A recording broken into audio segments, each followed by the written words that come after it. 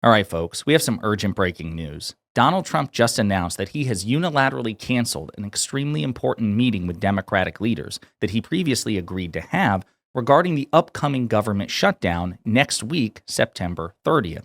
Trump needs Democratic votes in order to avoid the shutdown, but he's refusing to even meet and negotiate with them, which means Donald Trump and the Republican Party are about to trigger a disastrous government shutdown, which will have massive negative implications, not just on the economy, but on the American people directly, including red states and Republican voters. But before we unpack all that, if you end up liking this video and you want to support the channel, please be sure to hit the like, subscribe, and alert bells before you go. All right, friends, here's Donald Trump's rant on Truth Social in which he made the announcement. After reviewing the details of the unserious and ridiculous demands being made by the minority radical left Democrats in return for their votes to keep our thriving country open, I've decided that no meeting with their congressional leaders could possibly be productive.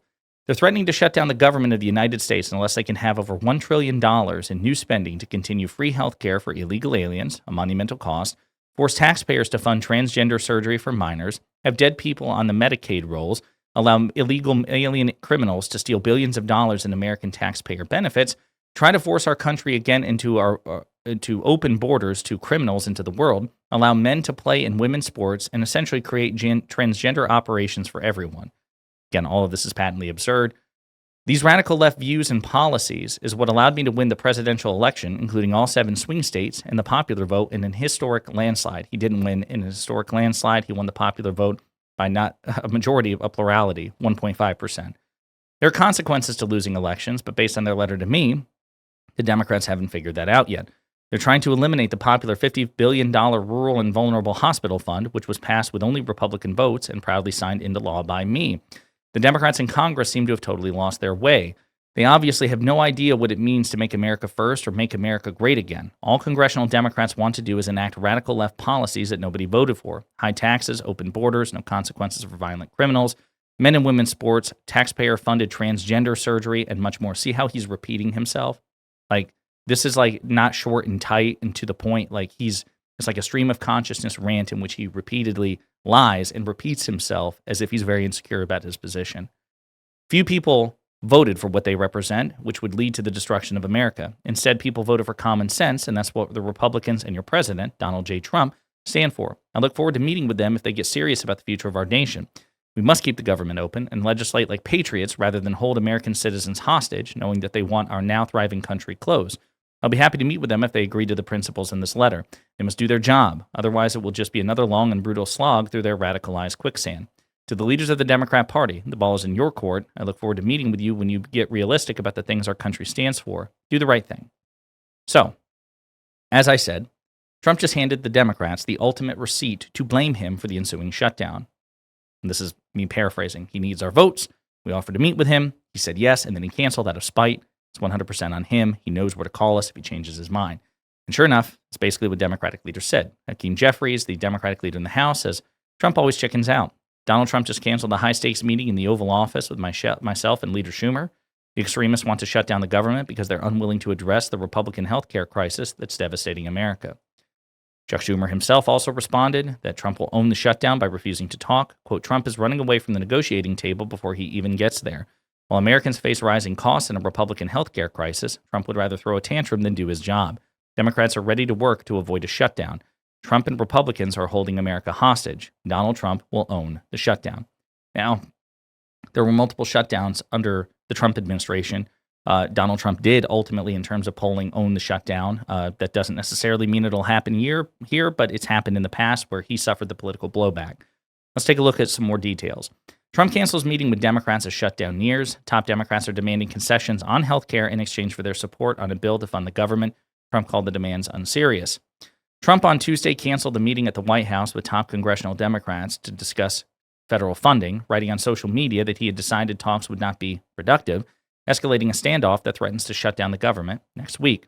Trump had been set to meet with Senator Chuck Schumer and Representative Hakeem Jeffries, both of New York, in an attempt to break through the impasse gripping the Capitol.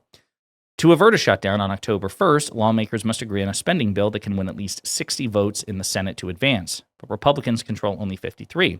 So Democrats are demanding that Trump negotiate with them, including funding to extend Obamacare subsidies set to expire at the end of the year, and that's really what it's about. Hey, We want $1 trillion to extend Obamacare subsidies so it doesn't kick people off their health care.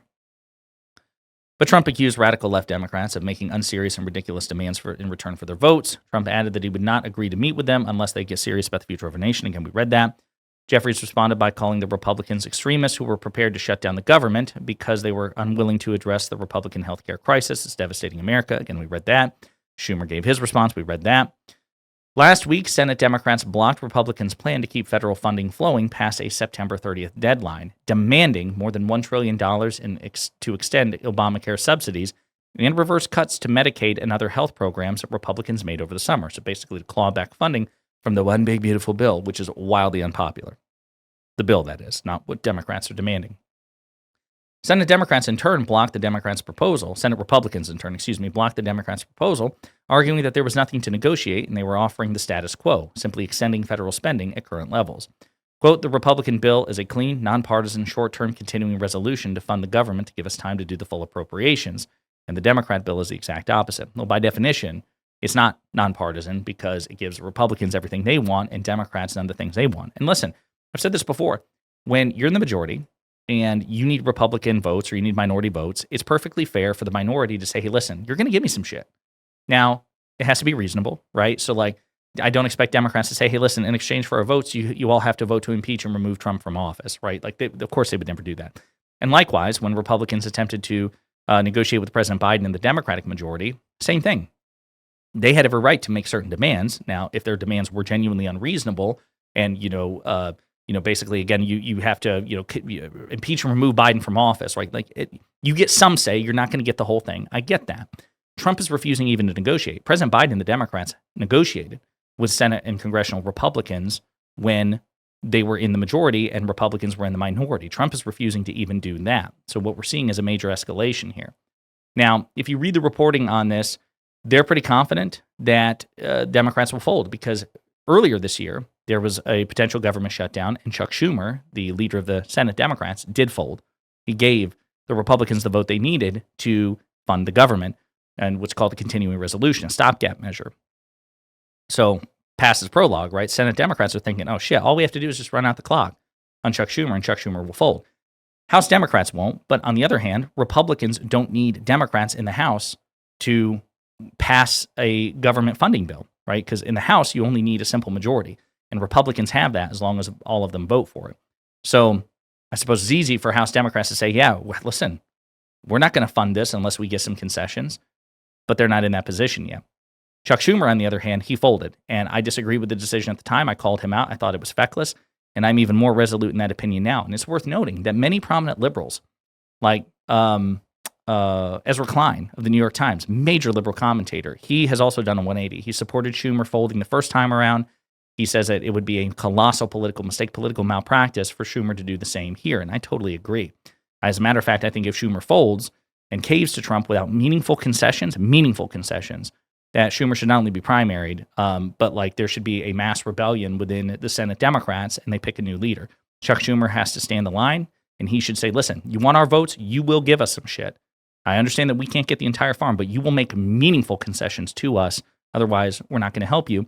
And they should do everything in their power. Don't just assume that people will understand to blame Trump for the shutdown. It's very likely, but instead, Democrats have to expend political capital to make that case. They have to aggressively, persistently, and through every combination of words imaginable, on camera and on social media, in interviews, that Donald Trump is responsible for this because there was an opportunity to avoid a shutdown. He refused to even come to the negotiating table after agreeing to come to the negotiating table in the first place.